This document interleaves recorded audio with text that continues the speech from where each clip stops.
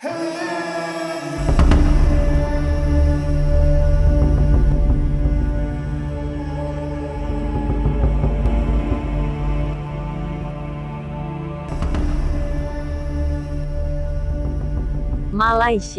adalah salah satu negara dengan tingkat perekonomian sangat maju. Saat ini, menempati urutan terbesar ketiga di Asia Tenggara dan ke-34 dunia, berdasar GDP per kapita. Pertumbuhan ekonomi yang baik tersebut didorong oleh permintaan global yang kuat atas barang elektronik, dan kemudahan persyaratan perdagangan bagi pihak asing. Patut dicatat, peran seorang Mahathir Mohamad, yang telah mengubah wajah Malaysia selama 22 tahun kepemimpinannya sebagai Perdana Menteri, sejak 1981 hingga 2003. Ia mampu mengubah mentalitas dan kultur masyarakat, serta memberi corak bukan saja dalam kepemimpinan nasional, tapi juga sangat diperhitungkan dalam percaturan politik internasional. Nasionalisme Malaysia pun mulai tumbuh pada era Mahathir, meskipun dalam beberapa hal, semangat ini sangat semu. Upaya reformasi menuju negara bersatu, yang lebih demokratis dan modern, harus berhadapan dengan jati diri ketuhanan Melayu, yang menjadi pilar politik multirasial. Nasionalisme merupakan persoalan mendasar, jauh sejak sebelum Malaysia mendapatkan kemerdekaan. Ia tidak pernah muncul sebagai sebuah gerakan politik yang bersatu, solid dan terorganisir. Nasionalisme tumbuh sebagai respon atas kehadiran kolonial Inggris, yang telah mengeruk potensi sumber daya alam mereka sejak awal abad 19. Nasionalisme juga tumbuh, menyusul berkembangnya penduduk migran asing di Malaya, yang dianggap sebagai ancaman bagi eksistensi etnis Melayu. Sehingga, nasionalisme tumbuh dalam bentuk etnonasionalisme Melayu, yang mencita-citakan terbentuknya bangsa Melayu maju, dan melindungi eksistensi kemelayuan, keislaman, serta tradisi kerajaan Melayu. Gagasan, yang kemudian diakomodir pemerintah kolonial sebagai konsep ketuhanan Melayu, yang menekankan adanya supremasi ras Melayu di Malaya. Langkah yang sebenarnya lebih merupakan upaya pengelompokan masyarakat berdasarkan ras dan dijadikan strategi politik memecah belah Malaya, demi melanggengkan kekuasaan kolonial Inggris. Etnis Melayu pun kemudian dilibatkan dalam pemerintahan sebagai abdi negara, diberi kesempatan bergabung dalam kesatuan militer dan kepolisian. Selain itu, juga mendirikan sekolah yang diperuntukkan khusus bagi etnis Melayu. Tentu saja, kebijakan pro-Melayu tersebut menjadi sangat tidak relevan diberlakukan, saat mana eksistensi etnis Cina dan India saat itu mencapai hampir setengah dari populasi Malaya, sehingga memicu resistensi untuk menganggap diri mereka sebagai warga negara Malaya. Pada 1941, pasukan Jepang berhasil menginvasi semenanjung Malaya. Berkuasa selama 3 tahun hingga berakhir pada 1945, menyusul kekalahannya atas sekutu dalam Perang Dunia Kedua. Tak berselang lama, Inggris mengambil alih kembali kekuasaan atas Malaya. Selanjutnya membentuk Uni Malaya, untuk menyatukan negara-negara Melayu, termasuk di dalamnya Penang dan Malaka, dalam satu koloni. Kaum nasionalis Melayu bereaksi, dan menentang kebijakan unifikasi tersebut. Mereka menganggap hal tersebut sebagai upaya pelemahan supremasi etnis Melayu. Gerakan perlawanan semakin kuat menyusul terbentuknya Organisasi Nasional Melayu Bersatu, UMNO. Serangkaian demonstrasi dan aksi massa yang mereka lakukan berhasil memaksa pemerintahan Inggris untuk bernegosiasi dengan pimpinan UMNO. Pada 1948, kedua pihak menyepakati pembentukan Federasi Malaya menggantikan Uni Malaya. Sebuah konsep penyatuan semenanjung Malaya, yang menjamin hak-hak khusus bagi etnis Melayu, dan memasukkan sistem monarki Melayu di dalamnya. Pemerintah kolonial mengembalikan kedaulatan Raja-Raja Melayu, memperketat pembatasan imigrasi dan kewarganegaraan. Menyusul terbentuknya Federasi Malaya, koalisi oposisi AMCJA, All Malaya Council of Joint Action, dan PUTERA, Pusat Tenaga Rakyat, yang selama ini memperjuangkan persamaan politik etnis non-Melayu, dibubarkan. Namun segera mereka membentuk MCA, Asosiasi Cina Malaya, partai politik yang memperjuangkan hak-hak politik etnis Cina, sebagai gantinya. Sementara itu MCP, Partai Komunis Malaysia, yang sejak dibentuk pada 1930 menjadi tulang punggung perjuangan melawan Jepang, memutuskan melakukan perang gerilya untuk mengusir Inggris dari Malaya. Di tengah upaya penumpasan gerilya MCP, dengan cara mempersenjatai etnis Melayu untuk memeranginya, pada 1949, pemerintah Inggris memulai perundingan dengan para pemimpin kelompok Federasi Malaya, ihwal wacana kemerdekaan yang akan diberikannya. Etnis Melayu, diwakili pimpinan UMNO, Cina, diwakili pimpinan MCA, India, diwakili pimpinan MIC. My people have asked that Malaya be given independence, if possible, during 1957. We believe that the people of the Federation are entirely capable, through us, of running their country happily and efficiently. Selanjutnya, mereka membentuk koalisi penguasa permanen, Barisan Nasional. Pada tanggal 8 Februari tahun 1956, dicapai kesepakatan bagi Federasi Malaya, untuk merdeka dari Kerajaan Inggris, yang akan diproklamasikan pada tanggal 31 Agustus tahun 1957. Tepat pada tanggal 31 Agustus tahun 1957, janji Inggris dipenuhi. Federasi Malaya memproklamasikan kemerdekaannya di Stadion Merdeka Kuala Lumpur, dan secara resmi Tunku Abdul Rahman ditunjuk menjadi Perdana Menteri. Dengan nama Allah, yang Maha Murah, yang Maha Kasiani, akan kekal menjadi sebuah negara demokrasi yang merdeka dan yang berdaulat, serta berdasarkan kepada kebebasan dan keadilan, dan mengekalkan keamanan di antara segala bangsa.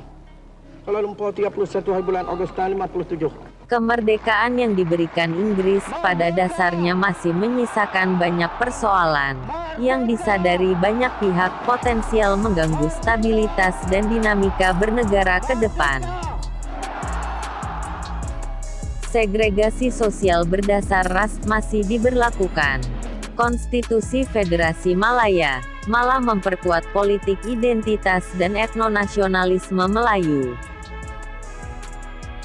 Banyak ketentuan konstitusional merekomendasi superioritas etnis Melayu.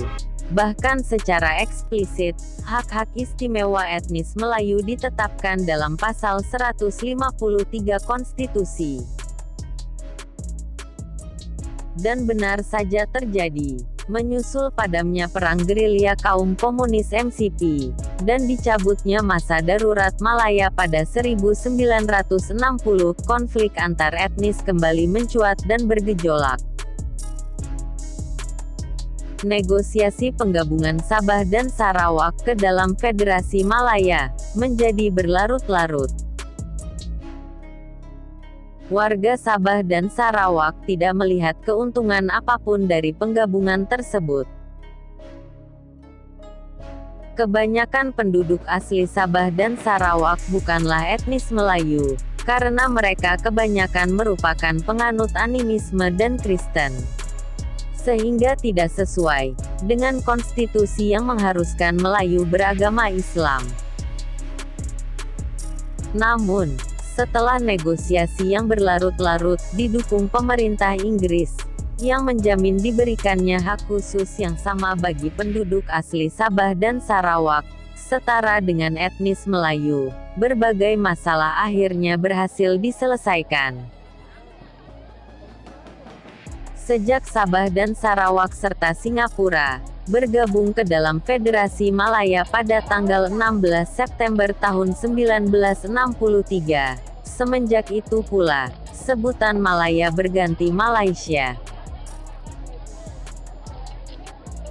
Pembentukan Federasi Malaysia ini mendapat tentangan dari pemerintah Indonesia dan Filipina, karena dinilai melanggar perjanjian Manila yang telah mereka sepakati. Penentangan ini berujung terjadinya konfrontasi Indonesia-Malaysia. Hubungan permusuhan antara Indonesia dengan Malaysia selama 3 tahun. Gejolak politik dalam negeri pun terus berlangsung. Pada 1964, pecah kerusuhan rasial yang melibatkan etnis Cina dengan Melayu di negara bagian Singapura.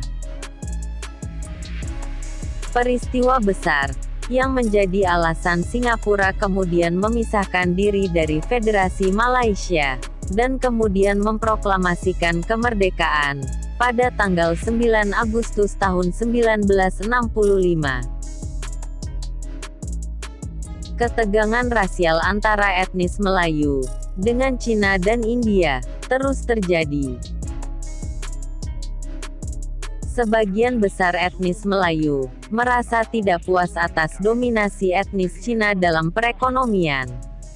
Sebaliknya, etnis Cina dan India merasa menjadi warga negara nomor 2 akibat praktek politik rasialis pemerintah yang menetapkan superioritas dan hak-hak istimewa etnis Melayu. Isu dan sentimen rasial serupa terjadi dalam pilihan raya umum Malaysia 1969. Selama masa kampanye, para calon dan anggota partai politik, terutama partai oposisi, mengangkat persoalan-persoalan sensitif, ihwal bahasa nasional Melayu, hak-hak istimewa etnis Melayu, dan hak kesetaraan warga non-Melayu. Mereka menuntut diangkatnya bahasa Inggris, Mandarin, dan Tamil sebagai bahasa nasional, sejajar dengan bahasa Melayu. Juga menuntut dukungan pemerintah yang lebih baik terhadap pendidikan etnis non-Melayu.